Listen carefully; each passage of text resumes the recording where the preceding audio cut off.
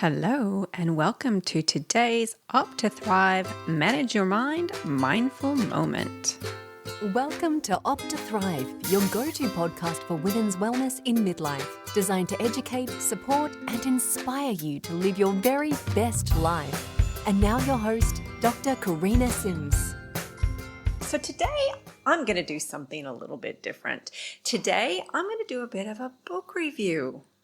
Recently, one of my best girlfriends, Tash, recommended a book to me. Now, Tash, by the way, just recently finished her second master's degree, a master's degree in counseling. And she did it while working full-time and at the same time pretty much rocking this midlife period, I'll just add. Now, over the last 10 years or so, Tash and I have been on a very similar journey in terms of learning to manage our minds. And we've done a lot of this learning together. And now she's gone that extra huge step by getting this extra education. So when she recommended this book that I had heard of, by the way, already, but hadn't really thought about reading, I thought maybe I should have a look. I had thought that this particular book was probably a bit basic and full of things I already knew because, as I said, I've done a bit of work in this area.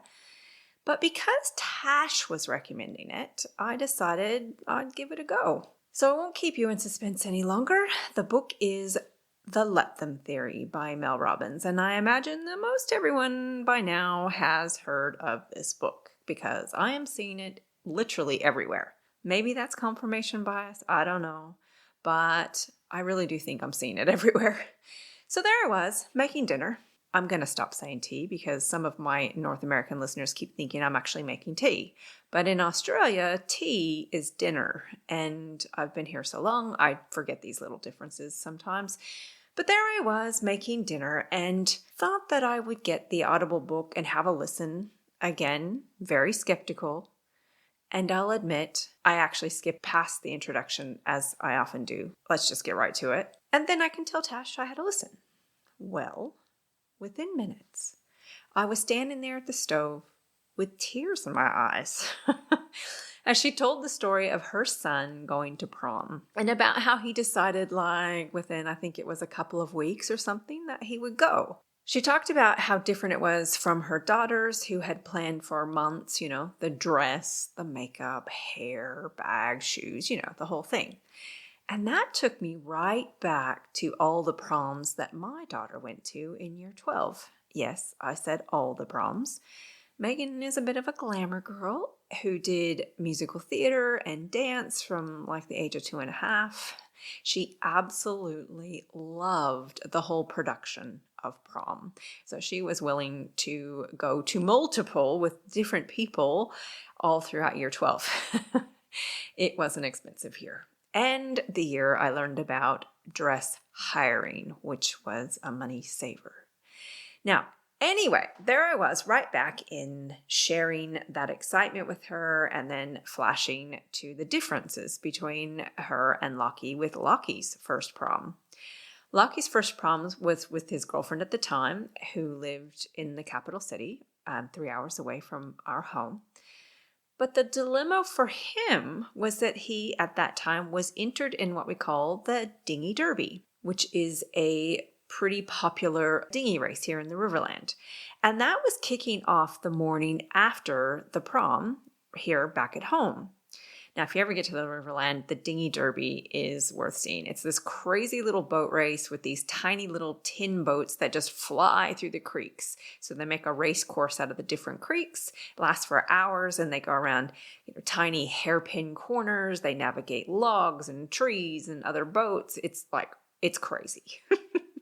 And a little bit stressful if your son is actually participating. Each boat has a driver and they have what they call a swinger, and that person's job is to maneuver their body mostly over the nose of the boat to keep the nose of the boat in the water and maneuver from side to side depending on where they're at to help them kind of navigate their way through the creeks. As I said, very stressful if your son is the one who's swinging, and probably stressful if he's driving too. Anyway, Lockie pretty much made up his mind the week before that he would go to the prom, and just come back the same night to make the race the next morning. It's a pretty early start, so it was going to be a big night.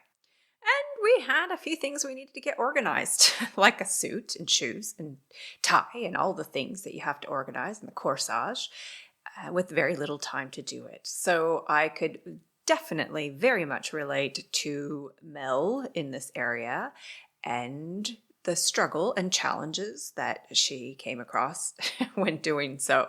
You have to listen or read the book to understand what I'm talking about.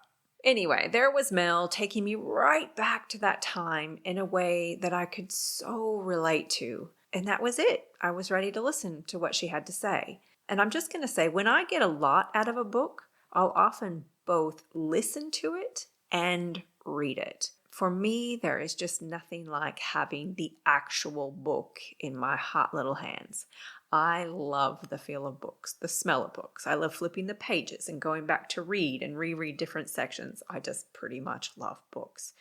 So off I went to grab a copy from the local Big W, which is the Australian version of Walmart, by the way, and every copy was sold out. I went back the following week, and again, nothing there. It took me about a month to get my hands on a copy. So I appreciate how popular this book is, and I can see why. Mel is just so relatable. And if you haven't listened to her podcast, they're a good listen and you get the feel for just how relatable she really is. And nearly every story she tells in that book, I can relate to on some level. And yes, I have heard all of these concepts before, but not quite in the way that she communicates them. I'm not going to give too much away. I hate it when others do that, like movie trailers that pretty much tell you the whole movie and then you feel like you don't really need to watch the whole thing. Or is that just me? What I will say, though, is that the crux of the book is essentially about allowing, in air quotes, others to do, say, or just be who they are. I put this in air quotes because we really do not have any control over what another adult human says or does or thinks, but often we're in denial about the fact that we sometimes do try to manipulate or control other people's behaviors or thoughts about us, from the way we dress to the way we talk and what we say to others. So in the book, she helps show us the way to free ourselves from the power we give to other people over us. And then she shows us where our power is and how we can take it back when she gets to the now let me part. There is so much more to this book than just that, but that's kind of the major theme. She covers so many common issues in the book where we really can make ourselves so unhappy, from relationships, motivation to change, how we influence others or can inspire others to change. She talks about children and people pleasing and comparison, all the things. She really does go into lots of different topics. I have talked on this podcast before about how I often have discussions with patients about getting some counseling from a skilled professional and that frequent resistance that I encounter to this idea. And I get that. I really do. And actually, I found a blind spot here. As open as I am to challenging my own thinking, my own perspective on things, I was really caught out here with some rigid thinking when I didn't think there was anything more I could get from this book, that I pretty much already knew these concepts. But it just goes to show there is always room for growth, always space to challenge our views, always blind spots to discover. So if you decide to read it, I'll be really curious to hear your thoughts too. So please feel free to send me a message and share. I hope you've enjoyed this Manage Your Mind mindful moment. And if you have, and you can think of someone else who might enjoy it, please pass it on. And don't forget to rate and review the podcast to make it more visible to those who might get something out of it too. Have a great week, everyone. And until then, I hope you opt to thrive.